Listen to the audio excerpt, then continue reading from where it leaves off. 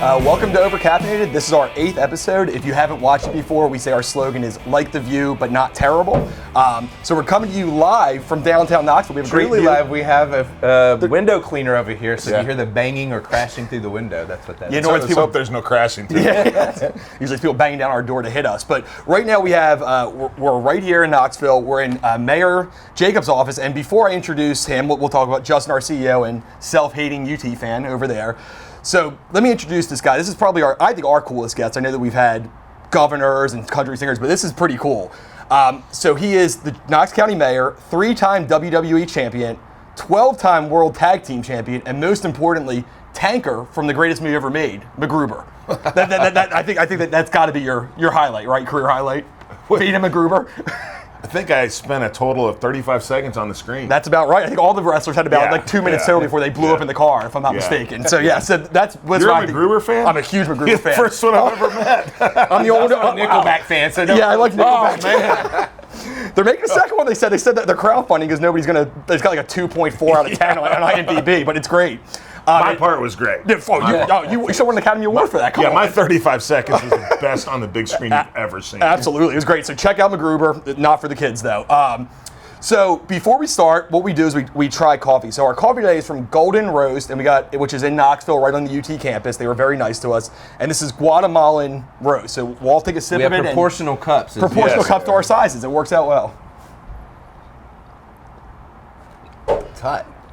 It is warm. Think the window cleaner wants some? Yeah. So, okay, Justin, out of 10, what's your rating on this one? It's Guatemalan. This was her choice. I went a pecan. So it's a huge, pecan's disgusting in coffee. You and your weird coffee flavors. It's actually really good. I had the hotel coffee this morning, so it's a huge upgrade from that. I thought the Hilton coffee was excellent. I like it. Okay, what do you think, Mayor Jacobs? Well, it's very smooth going down. Bit of a bite on the aftertaste, but I'd give it an 8 too. An 8? Okay, so you like a coffee expert. You know the terms I'm not bite and stuff like that. But I play one on TV. There you go. That's all that matters. Smooth. So let's get into some more topics here. First, we're going to talk about the burning question on everyone's mind, the 2020 presidential race. So right now, between betting odds and polls, it looks like it's kind of a two-way race between Biden and Elizabeth Warren for the Democratic nomination. Unless something crazy happens, Trump will be the Republican nominee. So take off kind of what you think, like your partisan hat or whatever you believe in, and tell me what you think is going to happen. Do you think Trump wins re-election? Do you think one of the Democrats takes him? We'll start with you, Mayor Jacobs. What do you expect to happen in 2020? When I look at the Democratic field, a lot can still happen, of course. Biden is the establishment's pick. We can all, I think, see that. Warren, you really do have different factions that kind of behind the scenes promote their candidate. I think when we're looking at, again, with the establishment folks, it's going to be Biden. Warren looks like she's emerging as the hard left pick. The problem with anytime you get into someone who's on the hard left or the hard right is they're going to have to move back to the center in the general election. And I don't know that Warren could do that as well as Biden does or could. So I think in the end, I think that Biden will be the Democratic nominee. I would not. I'm not completely sure on that because a lot can happen. If Warren wins, that makes for a very interesting general election. I mean, either way it does, of course, with Trump as the Republican nominee. But it makes for a very interesting general election because you will have a much more, I believe, ideological race than otherwise. But that's what I would say would be Biden against Trump. I do think Trump wins unless there is some sort of significant economic downturn. And I think we're going to see the same thing that we saw in the last presidential cycle where the polls were showing Trump's getting destroyed and then he wins because you really do have a silent majority in this country now, or at least a silent block of voters who are solidly Trump voters. Now, do you think he has a harder time versus Warren or a harder time versus Biden? I think that he has a harder time versus Biden, frankly, because again, a lot of the stuff that Warren says, and really the left wing of the Democratic Party, is so out of touch with the more moderate Democrats. So I don't know that they're going to vote for Trump, but I don't think that some of them would vote Warren. They might I think stay they would home. more. Yeah, they might stay home. They'd be much more likely to vote for Biden. I think that, of course, what they're going to try to do is try to make it a referendum on Trump in any case. Sure. But again, I think that just because the further left the Democratic Party goes, really they end up losing folks.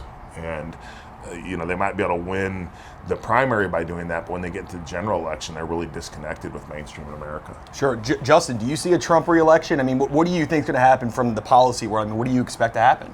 Yeah, I think last month I said it was either Warren or potentially even Kamala Harris could still pull it off, which is scary. But not so much anymore for her. Right, but just to be consistent. But I do think, traditionally the Democrats have gone with the establishment pick, and so I do think Biden probably will wind up as the nominee. I do think he has a better chance at beating Trump because there are still a lot of moderates in the country who may be okay with Trump's policies, but don't like his tweeting and things like that, and it turns them off, and they would go with Biden despite his gaffes. Right. However, if the economy stays strong, I think that any Democrat has a hard time beating the president because despite what people say about education, healthcare, and other things that sometimes can rise to the top, the economy is always number one in people's minds, and as long as the economy is strong, I don't think that anybody can beat him. And for what it's worth, Biden is winning in the polls on the Democratic side, but Elizabeth Warren is the Vegas favorite to win the nomination, so there's kind of a difference there. So let's move on to the next thing. Speaking of depressing topics, the city of Knoxville has got to be going crazy with the way that the UT has started the season. So the question is, basically, they lost to a very underrated BYU team. I don't think gets its due. We have a winning streak going. A one-game winning streak, I know. If you played Sisters of the Poor every week, that would help. But let's talk about whether or not Jeremy Pruitt is the answer. He's now 5-9. He's got losses to Vanderbilt, Georgia State, and honestly, they expect a lot better from not a national championship team. But do you think Jeremy Pruitt is the coach the first game next year? Yes or no, and tell us why.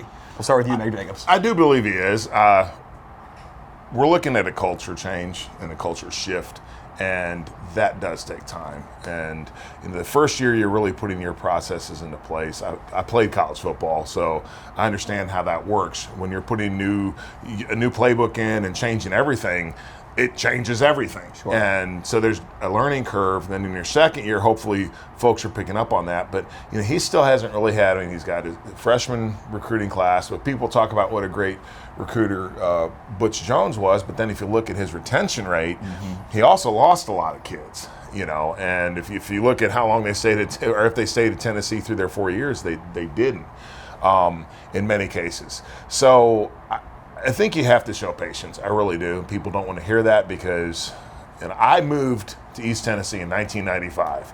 3 years later, University of Tennessee won the national championship. And I'm like, wow, this happens every 3 years. Well, yeah. It's been you get elected mayor. Exactly. 3 years later, they're going to win the national Hopefully, right? Yeah. But you do need patience because, and if you look at the great programs, they've all gone through down cycles. And it doesn't turn around overnight. And we all want it to, but it doesn't. So I really think that you do have to be patient. There is a point in time where you have to say, look, this is not working. I don't think that point is right now, and I think that it would be extremely premature to say by next season, if Tennessee doesn't do whatever this year, that we should fire Jeremy, or they should fire Jeremy Pruitt. I just don't think that's the right thing to do. I think you need to stick with him and to see what he can accomplish, and maybe, hopefully 7-8 years from now, we're looking back going, golly, he did horrible in his second season, but they're doing great now, and we've all forgotten about the second year. So, Justin, I think the conventional wisdom is 3 years for a college coach. Yeah. The loss to Georgia State may have really made people think again. That was the issue for him. So, do you think he makes it? He'll probably make it through the year. They don't usually fire coaches mid-year, but do you think he'll be the coach first game next year? I do, actually, because, again, I think patience is key here. It's a cultural shift. The culture got so bad under Butch that it's going to take a long time to fix that. And create a different culture. And so I think we need to give him time because, quite frankly, we're not the elite school that we used to be, and we're not going to be able to recruit anybody that's, heads and tails above Pruitt. And I think that he has the fundamentals to be a really good coach, unlike the past two coaches that we had. You mean the one who put Alvin Kamara as the third down back? Those are the coaches, yeah. So I do think that we need to give him a little bit more time, as hard as it is. And I'm just going to, maintain my despondent attitude about college football for a few years. So, okay, let me say something though. But don't it's fun to watch the games. It's fun to go to the games. And I think we take it too seriously. It's a game. We got booze now, so that helps. Well, and I understand everybody wants to do well, and we all want to have bragging rights. At the same time, in many cases, we're watching 18, 19, 20-year-old kids. And when we look at the coaches, of course, it's a little different. They're men in most cases, in some cases, women as well, but who are paid millions of dollars. So we expect certain things out of them. But for me, it's always been important that the institution has good people represented on the athletic fields, and that's something else that's very important. We don't always talk about. So I wish the folks would just remember. It's a game. We want to do well. It teaches excellence and it teaches all those things. But the most important thing is the quality and the character of the individuals that go through the program and come out as a result of that. And people need to stop on social media, like threatening kickers' lives. Well, that's the thing. People are nuts. If you ain't ever been on a football field, it's really easy on Twitter to say, "Oh, so and so, they should do this." Well, shut up. You've never been on the field. The 600-pound guy on his couch. Yeah, you ever had a 285-pound guy breathing down your neck? I have one right now, and I'm nervous about it. See? So, okay, well, let's go to a little bit of a fun question. So, I know you're both happily married men, so this is way long ago, but according to new report... It's always a bad start. Oh, terrible guy. You're going to be kicked out tonight from this, so get ready. It's the only appropriate. But according to new report, Miley Cyrus, the daughter of Billy Ray Cyrus, I'm sure she's known for more than that, actually broke up with her husband over Twitter. So that's how he found out over Twitter that she ended the marriage. What's the weirdest or worst way that you were ever broken up with? Maybe as a kid or like in 2nd, 3rd grade. Was there any stories that you remember being broken up with in a weird way? I don't have any in a weird way. For me, it was all just pretty blunt. I don't like you. Okay, cool. Your staffer said that he didn't think there was a lot of women that liked you when you were younger. That you might not have been the most attractive second grade. No, man. I was tall. You grew into it. I was tall and gangly and with extremely curly hair that went out to there. So what's not to like? Yeah. What about you, Justin? Do you have any fun stories? It wasn't an actual breakup, I guess, but in middle school, I told my girlfriend I loved her, and she said thanks. So oh wow, that's more embarrassing. Wow, you were spreading that L word early, 5th, 6th grade. Yeah. Okay, well, the romantic here is Justin. Right. So let's move to something very local, and before we talk about this, we should say that Mayor Jacobs, it's not something that you actually have to deal with because it's more of a city issue. But our lawyer put an article in the Knox News Sentinel, will be running Friday, about Recode Knoxville and how just kind of it's shrouded in secrecy, and it's this new zoning thing that is very secretive, and they're overhauling the entire zoning code. Like 70,000 properties? 70,000 properties. People don't know what they're going to be able to do with their properties. So, and it's very unclear. So tell me, just from your kind of as a citizen more than as the county mayor, what are your thoughts on Recode Knoxville? Are you nervous about it? I'm not a citizen of Knoxville. Knox County. I live in the county. Okay, Knox County. Yes. Sorry. So what do you think is somebody who still would have to pay for it? And I don't have to pay for it because the city and the county are two different political entities. Okay, well, I'm an idiot, so ignore that. That's okay. That's okay. Because people ask me all the time, what can I do? I literally cannot do anything about it because it was a project from the city of Knoxville. We were not even consulted about it and had nothing to do with any of this. When we look at, and so I actually, in that respect, because we haven't been involved, I know a little about Recode, but I'm not an expert. On the one hand, you had zoning ordinances that were outdated and definitely needed to be overhauled. On the other hand, it is my understanding that yes, it was done in a manner, it was done, the public many people anyway, felt that they didn't have as much input as they should have. Again, because it's not my issue, I can't judge that part of it. Zoning causes problems no matter what.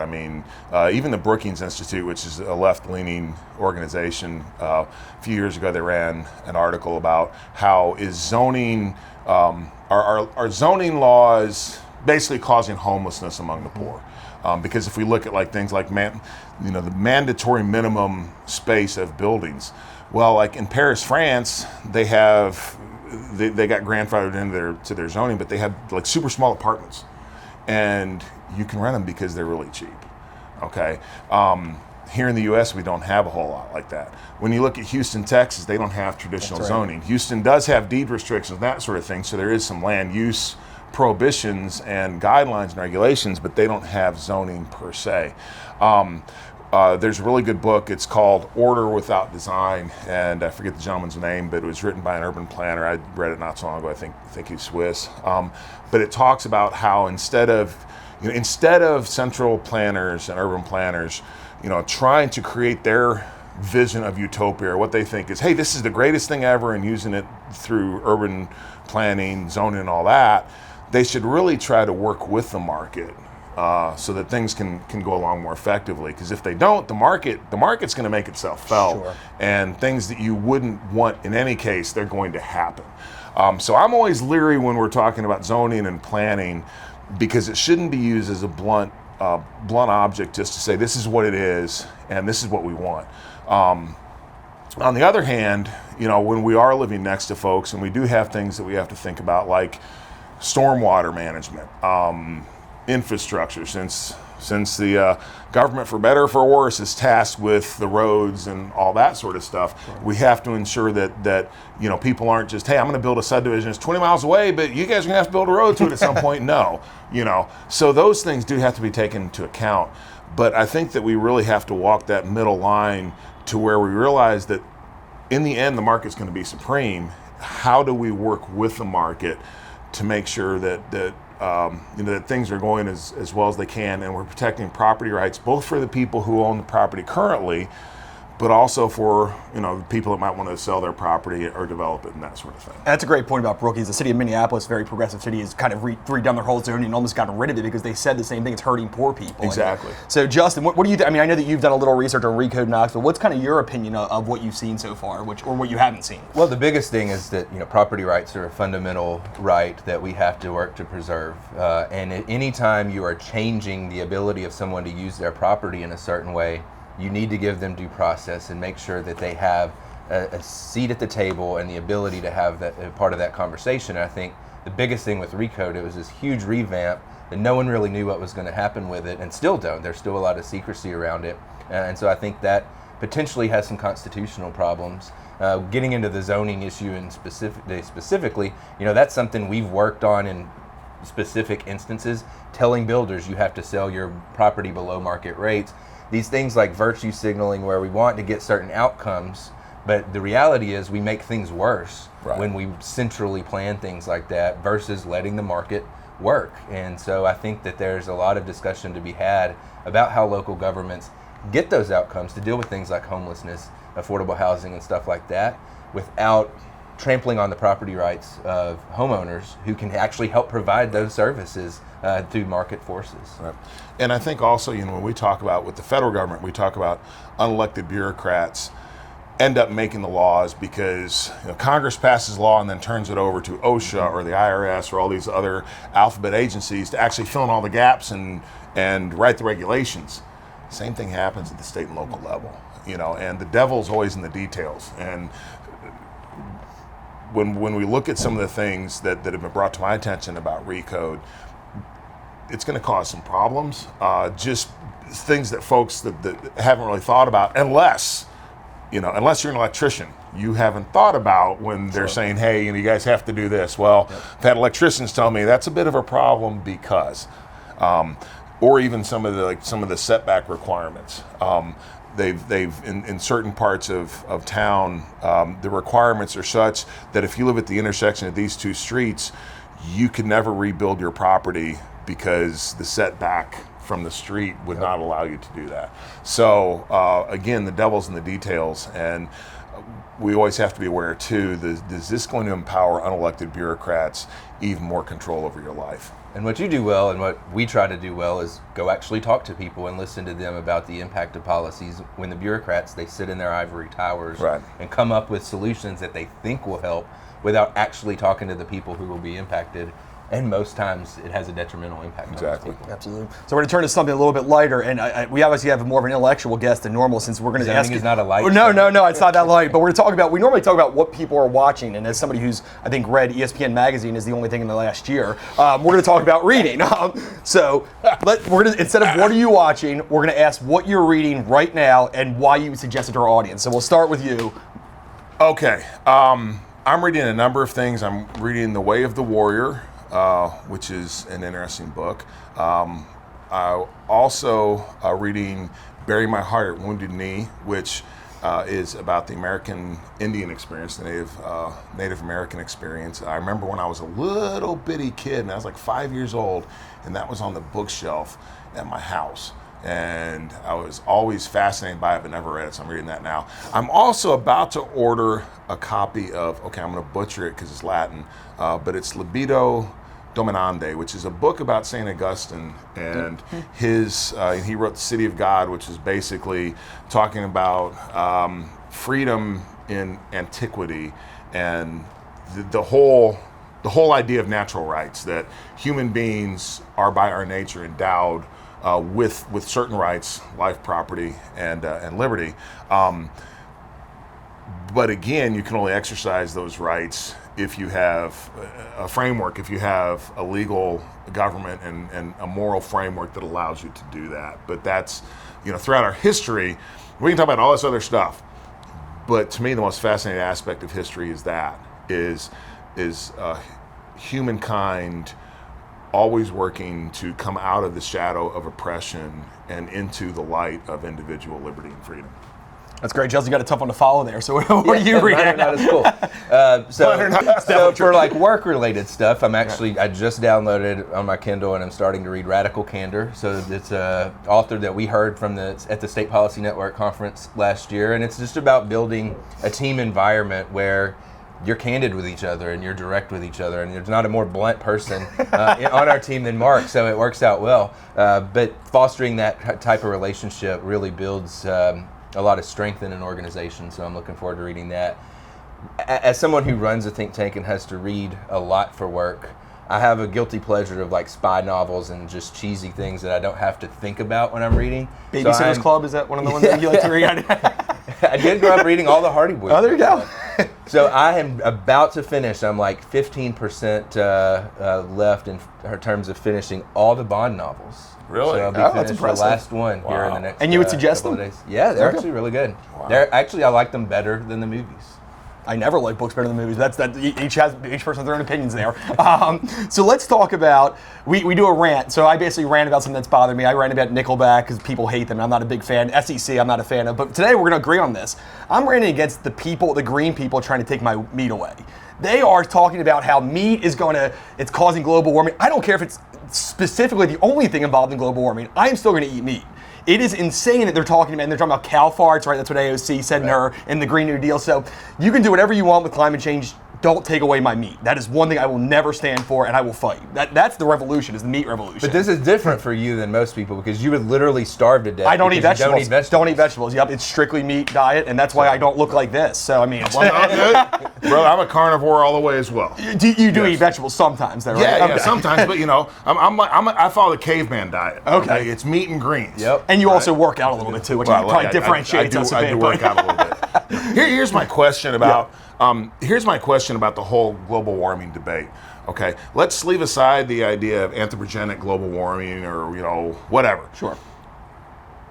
When we look at the cost benefit, we hear, well, if we don't do anything, the globe is going to burn up within a certain amount of time. Of course, There's 11 years they're making up now. 30 years ago it was going to freeze, so we've seen these changes, but I would love for someone to just come out and say, look, if we act on global warming, you're going to have to cut all of your travel by 40% most likely. You're going to have to cut electrical consumption by such and such percentage. That means that so many people are going to be out of work. Production is going to go down. I mean, some people are going to lose their jobs. Some people are going to die because they're not, in third world countries especially. There's a really interesting thing I was watching once, and it was talking about how the UN was meeting in Africa about global warming, right? And they're sitting there, this nice air-conditioned building that they were in. Meanwhile, a few miles away is this doctor that he had one solar panel, one solar panel that he could either make the decision whether to power his light bulb or to power his refrigerator where he kept his vaccines.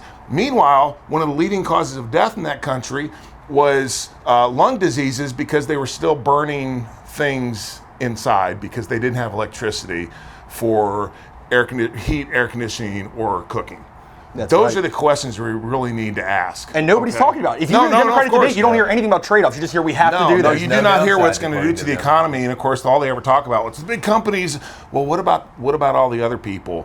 who live in the modern economy. That's and right. the fact that we're all based around this. And the wonderful thing about the free market is it finds ways to use things more effectively That's right. And efficiently. So when we're looking at emissions, they're actually, we use a lot more stuff because there's a lot more people, but when we look individually, everything is becoming better. Our environment's actually in many ways getting better because of our standard of living. We instead of just worrying about where we're going to live, how are we going to eat, we can also think about, we should be good stewards of the environment. That's right. So please don't demonize capitalism, because what it's done is it's actually allowed you to confront this problem. And if it is a problem. And it's like talking about energy prices for these people who can barely afford Yeah. to have their lights on in Appalachia right now. That's I, gonna go up I double. saw something the other day that Elizabeth Warren's she's gonna outlaw fracking and do all this stuff, which is gonna result in the price of gasoline going up to $20 a gallon. Well, how are people going to get to work? Yep. They also don't really understand what nuclear means, and that it's actually good for the environment. They just have no Well, idea you about look that. at Europe, especially. Look at France. I believe 75% of their electrical production is from nuclear. So anyway, Well, that's my I think that's a great point, and we do. Everything has trade-offs. So the idea that when you hear these from politicians, there's always trade-offs. So we're gonna do this real quick. It's this or that. So I'm gonna give you two choices, and you have to pick which one you want, and give a one-sentence explanation of who you like better: Stone Cold Steve Austin or John Cena. Oh gosh, that's hard. Stone Cold Steve Austin, because I worked with him a lot more. Okay, how about you, I Justin? agree. He was like on the front end of it. Yeah. And he was in again another Longest Yard, great actor too. Yep. Okay. Cena is too, though. Okay, yeah, that's right. That's right. Yes. Bet who wins the SEC, Georgia or Alabama? That's a good one. I'm going to go with Georgia because AJ Styles is a huge Georgia fan, and of course, Alabama's going to be strong as they always are. But I'd love to see someone else take it. Go with Georgia. How about you? I'm rooting for Georgia because I'm an East guy. Yeah. Prefer Georgia way over Alabama. It's terrible. Sorry, Taylor. But I still think Alabama's got it, unfortunately. I just hope we have a different national championship than Clemson versus Alabama for a change. Okay, better celebrity governor, Arnold Schwarzenegger or Jesse the Body Ventura? Oh man. I think they're both bad, but which one is less bad? Should be my question. I don't know. I'm actually going to go with Arnold in this case because Jesse kind of completely went off the rails. His conspiracy theory stuff's a little weird. But If you cut it off before the crazy, Exactly. Yeah, he was pretty did some good. really Exactly. good stuff That's right. fiscally, and so Yeah. I would actually go with him pre-crazy. Yes, that's a good distinction. And he knows he's bald. He can just get rid of the rest of the hair, right? There's no reason to keep that. Everyone just knows you're slid bald. off I know. the I top don't of understand. his head. Okay, better Knoxville burger, stock and barrel or the burgers? No. gonna I got to recuse myself. Oh from that one, man, no burger. How about you, Here's the Justin? thing: they're all good. Actually, let's say who has the better burger, like Knoxville or Atlanta. I would go with Knoxville. Okay, you can't trash any of his constituents. Yes, What about right. you, Justin? You Better can do- burger, Knoxville, better chicken, Atlanta. Okay, fine. And then last one, this is gonna be easy for you. What's a better downtown, Broadway in Nashville or Market Square? Oh, Market Square. Of course. I'm shocked that was your answer. Seriously, they're both great. And we've done a lot of not we, but the city of Knoxville, as well as the private sector, of course, have done some wonderful things in Market Square. But when we look, at Nashville, it's the hottest city in the country right now. It's unbelievable everything that's going on over there. Absolutely. And then Justin, how about you? I agree. I refuse to go down to Broadway because it's so touristy now. Great, come on in, take my money, but I'm staying out of downtown. I much prefer Market Square. It's much more my speed. Okay, so that's it for our general question. We're gonna ask you a couple questions before we go here, just about your time in office so far. But I guess the first question is what the transition has been like from entertainment into politics and then into policy. So just kind of give us a little bit of your background on that and how it's been. People will say, well, isn't it a big departure? You come from the wrestling world and the entertainment world. And here's the thing. Anytime that more than one person is involved in something, it becomes political. Okay? True. And really, Brian Tracy is a great sales trainer. He's one of my favorite authors and someone I really like to listen to his podcasts and all that. And he talks about in your life, 70% of your success is due to your interpersonal relationship skills. Only about 30%, it might even be 80, but only about 30% is due to your technical skills. So even when you're in a highly technical industry, it's your ability to get along with other people and to persuade and influence other people that is the most important thing. And when you think about it, and I'll ask folks, especially kids, when I'm talking to them about political theory and politics, it's like, what is power? power is influence. It's your ability to influence absolutely people. right. And you know, all throughout your life, you have, if you're going to be successful in whatever endeavor, and if it involves other people, you have to have that. So I don't necessarily see them as a departure. Okay, I think that I've hopefully been able to take some stuff that I've learned along the way and apply it in a different manner. It is different in in like my small business that I owned. I was the dictator. Yep. Okay, I mean, if I made a decision, that was the decision. That's the way we went. It's different in government, and it should be, because you have a lot of stakeholders, right? So you have to have a transparent process. You have to have ensure that the stakeholders have a say, or at least understand why you're doing what you were doing. It's kind of like that in the private sector. That's a good way to go, but you don't have to do it. Sure. But that's why things move so slow in the government. But I also think that's what makes some people very indecisive. And you're not elected to just take polls or to put your finger in the air and say, this is what the public thinks we should do. They don't always have the details. They don't always know. You know, you're elected because they've put their trust in you to make those decisions. And I think what happens all too often is people cop out and say, well, whatever. No, you're the decision maker. Make a decision. If it's the wrong decision, guess what? As long as you did it in good faith, as long as you took everything in, human beings make mistakes. Absolutely. Okay. That's not good from the governmental aspect, because And if you make a lot of mistakes, you'll be voted out. But you will be voted Yes.